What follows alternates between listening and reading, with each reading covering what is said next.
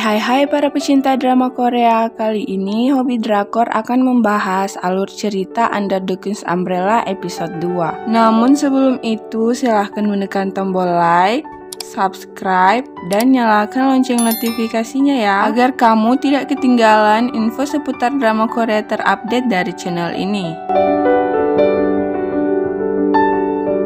Di drama Under the Queen's Umbrella episode 2, alur cerita menjadi lebih seru dan menegangkan.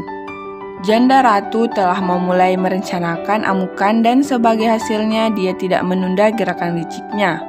Mengunjungi Permaisuri Hwang, dia meminta maaf karena mengecewakannya selama proses pemilihan yang diadakan untuk posisi ratu di masa lalu. Menggunakan metafora pohon yang hampir tumbang, dia menyampaikan pesannya tentang peluang Usong untuk menyelip posisi putra mahkota saat ini dan meneruskan buku rahasianya kepada Permaisuri Hwang. Sementara itu, Ratu Im mulai membahas tentang putra Ratu Yeon yang digulingkan dari tahtanya. Mantan Ratu Yeon bercerita bahwa sebenarnya sang putranya dulu tidak meninggal akibat penyakitnya. Karena sebelum itu tabib sudah memberikan kejelasan bahwa sang pangeran sudah sembuh dari penyakitnya. Semuanya seolah-olah sudah direncanakan sebelumnya bahwa putranya akan mati segera. Ayah Ratu Yeon dituduh sebagai seorang pengkhianat dan dikucilkan di pinggir istana tanpa ada yang boleh untuk menemuinya.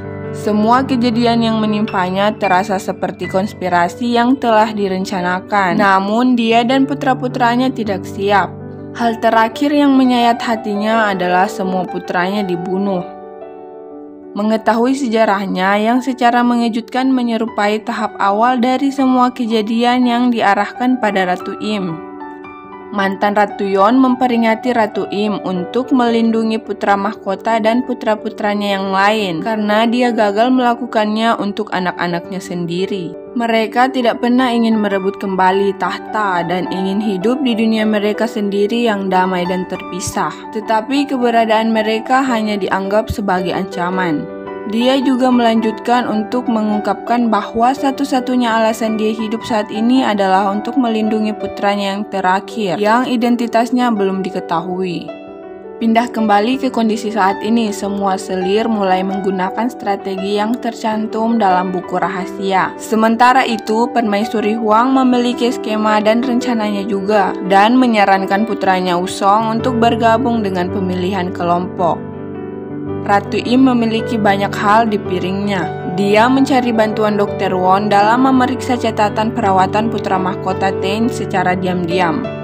Merenungkan kasus pemilihan dayang pertamanya, Nyonya Istana Shin menyarankan agar dia membujuk putra-putranya yang tersisa ketimbang memaksa mereka untuk ikut serta dalam pemilihan.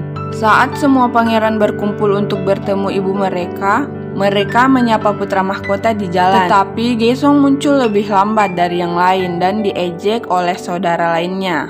Begitu mereka mencapai ratu, dia mulai dengan mendiskusikan bidang minat masing-masing untuk meringankan suasana. Tetap sabar, meskipun itu tidak mungkin, dia melanjutkan diskusi dan Gaesong menjadi sukarelawan setelah mendengarkan tanggapan yang tidak ada habisnya dari saudara-saudaranya. Meskipun puas dengannya, dia mendesak yang lain untuk mempertimbangkan gagasan itu juga, tanpa membiarkan mereka mengetahui kebenaran tentang kondisi putra mahkota. Guru mereka di Jonghak dengan terang-terangan mengungkapkan pemeriksaan objektif terhadap putra-putranya dan memberitahu dia bahwa tidak satupun dari mereka yang memenuhi syarat untuk seleksi.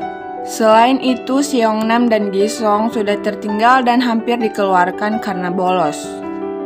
Usong dan Seongnam sekali lagi bertengkar karena yang pertama terungkap basah memberikan komentar rendahan tentang ratu.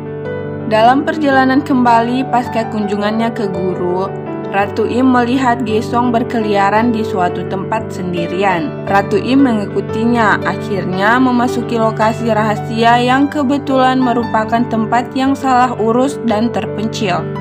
Ratu Im mengintip, dia menyaksikan sesuatu yang tidak terungkap sampai menit terakhir dan kabur.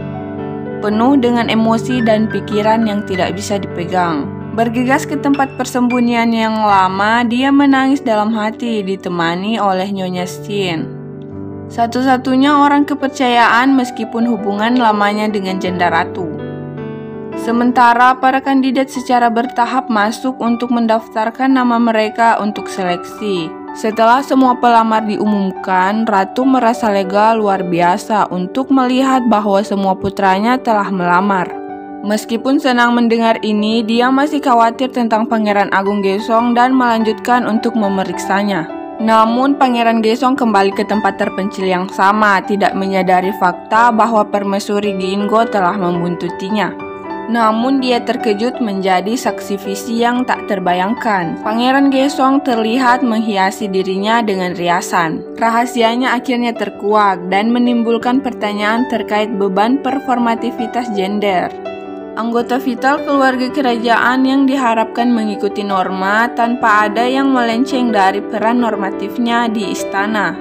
Demikian alur cerita Under the Queen's Umbrella episode 2. Nantikan kelanjutan cerita episode selanjutnya di channel ini. Semoga bermanfaat, sampai ketemu di video selanjutnya. Annyeong!